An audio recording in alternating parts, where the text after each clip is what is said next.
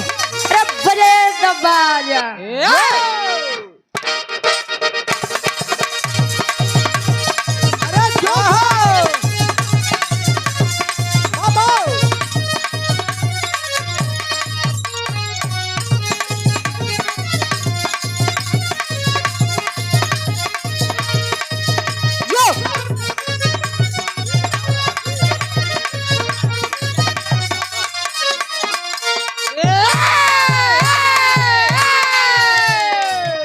कोनो लड़का वाह का यार पकड़ा कोनो लड़का कोनो लड़की के खूबसूरती के बखान करे वाह वाह ऐसा नहीं भाई कि हमारे काका दादा हरे प्रेम नहीं करत रहे किए रहे एनाऊ लोग प्रेम करत रहे वाह कैसे करत रहे जानत है हाँ कैसे ये सब खुरपी निशान लगाए लगाए प्रेम किए रहे अच्छा खुरपी के निशान काहे बदे लगा भाई वाह कहाँ जब छाछ चली आए हाँ हाँ तो पत्थर की चली आए अरे वाह ढेर जानकार है तू वाह ये तमाला पुराना काका दादा हरिन के प्रेम रहा देखा खूबसूरत चीज हो खूबसूरत वस्तु हो वाह या खूबसूरत इंसान हो वाह खूबसूरती का बखान करने में कोई संकोच नहीं करना चाहिए ये भोजपुरी गीत मार्केट में बड़ी वायरल बा ट्रेंडिंग बा वाह वाह कोनो दुल्हा अपने दुल्ही के तारीफ करे वाह बखान करत बा कैसे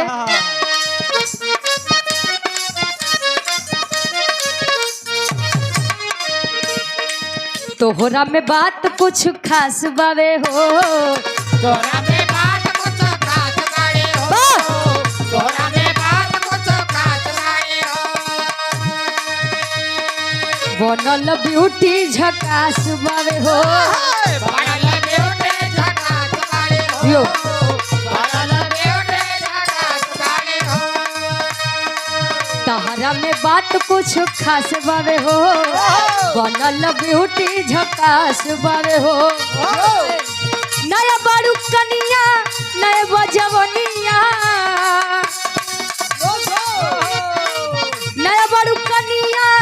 नए बजवनिया देखी के गड़बड़ मिजाज लागे छोड़ा छोड़ा छोड़ी दा राजा रंगबाज हमरा लाज लागे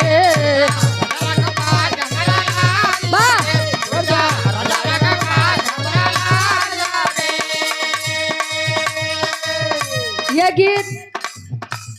खेसारी भैया वाह देखा मार्केट में दो गाना बार एक राजा रंगबाज खेसारी भैया के एक राजा रंगबाज पवन भैया के वाह इता खेसारी भैया वाली आहा दुल्ही कहे आहा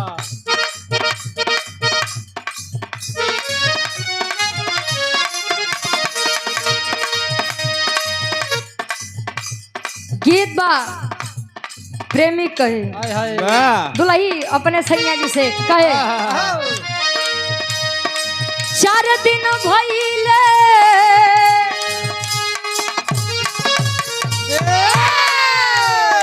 चार दिन भइले गवन करैले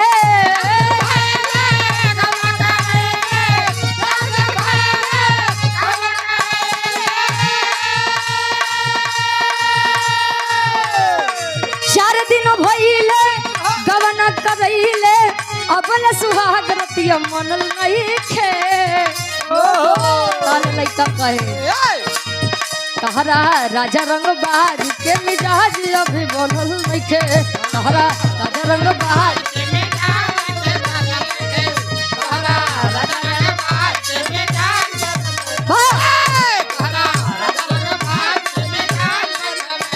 और ये हमारे गार्जियन जी अपना म्यूजिक प्रयागराज के मलिकार साहब शुरुआती में पैसा दे दिए रहे वाह 500 रुपए देकर सम्मान किया और इनकर फरमाइश बा एक बिरहा के नारद जनक वाह मन बनत आहा तहरा बा तहरा राजा रंग बाज के मिजाज अभी बनल नहीं थे राजा रंग बाज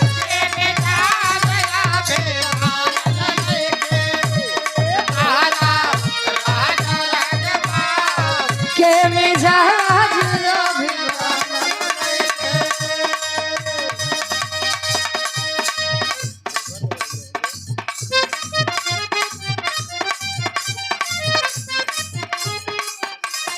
एक छोटा सा पूर्वी निर्गुणी भाव में, एक छोटा सा भाव निर्गुणी भाई। अब पूर्वी ना हुई काहे